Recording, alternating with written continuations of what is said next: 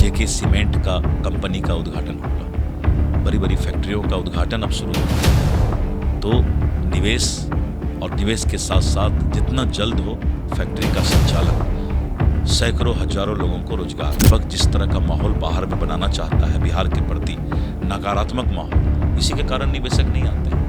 आप अपने बिहार को बदनाम कर रहे हैं, बिहारी को बदनाम कर रहे हैं। तो बांग्लादेश और नेपाल पर एसएसबी, बीएसएफ और बिहार सरकार के लोग हैं, उन लोगों के साथ एक सरकारी बैठक भी उनका 25 तारीख को किशनगंज, 26 को अररिया और 27 को पूर्णिया। प्रतिपक्ष लगातार बिहार को सबसे गरीब राज्य बता रहे हैं। वहीं उन्होंने कहा कि कोई भी निवेशक यहाँ निवेश करने के लिए तैयार नहीं है। हमारे साथ बात करने के लिए बिहार सरकार के उद्योग एवं पथ निर्माण मंत्री डॉक्टर दिलीप जायसवाल जी हैं।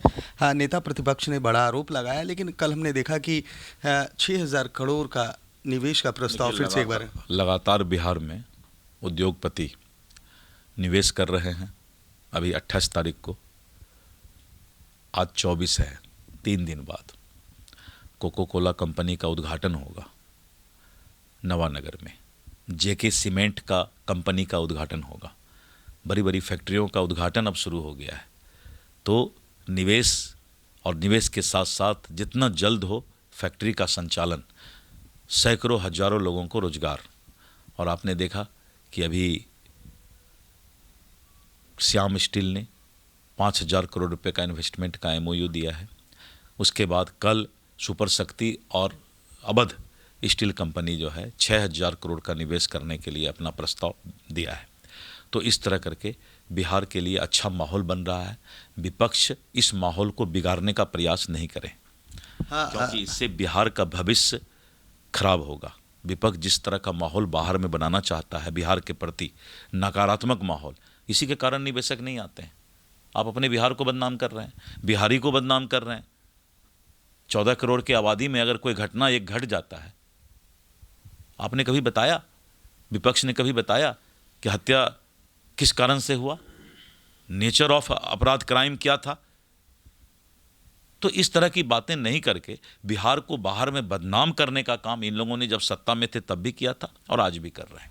कल केंद्रीय गृह मंत्री अमित शाह 3 दिवसीय दौरे पर सीमांचल आ रहे हैं। भारत सरकार के आदरणीय गृह मंत्री श्री अमित शाह जी का 3 दिवसीय दौरा बांग्लादेश और नेपाल के सीमांचल क्षेत्र में हो रहा है, सीमावर्ती क्षेत्र में हो रहा है। और वहाँ पर वाइब्रेंट विलेज, जो बॉर्डर एरिया का जो हमारा गांव है, उस गांव में भी जाकर के वहाँ के लोगों का हालचाल लेंगे, सुरक्षा व्यवस्था की जानकारी लेंगे। और इसके साथ साथ जो बांग्लादेश और नेपाल पर एसएसबी, बीएसएफ और बिहार सरकार के लोग हैं, उन लोगों के साथ एक सरकारी बैठक भी उनका 25 तारीख को किशनगंज, 26 को अररिया और 27 को पूर्णिया में होगा। यूथ कांग्रेस द्वारा शर्टलेस प्रदर्शन पर अब कह सकते हैं कि अब पूरा देश और दुनिया कांग्रेस के इस तरह के घिनौना हरकत का निंदा कर रहा है।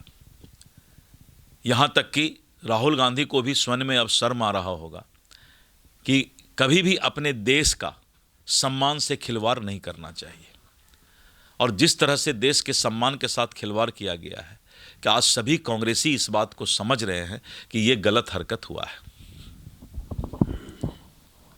तो ये थे बिहार के उद्योग मंत्री डॉक्टर दिलीप जायसवाल, जिन्होंने साफ तौर पर कहा है कि एआई समिट के दौरान जिस तरह से यूथ कांग्रेस के द्वारा प्रदर्शन शर्टलेस होकर किया गया था, कहीं ना कहीं शर्मसार है। वहीं बिहार में बढ़ते हुए उद्योग एवं निवेश को लेकर उन्होंने कहा है कि लगातार बिहार तरक्की कर रहा है। निवेशक बिहार ही नहीं अन्य देशों से भी आ रहे हैं और बिहार को अब तरक्की की राह पर ले जाया जाएगा। कैमरा पर्सन गोलू के साथ सुधेंद्र रमन, NBC 24 पटना।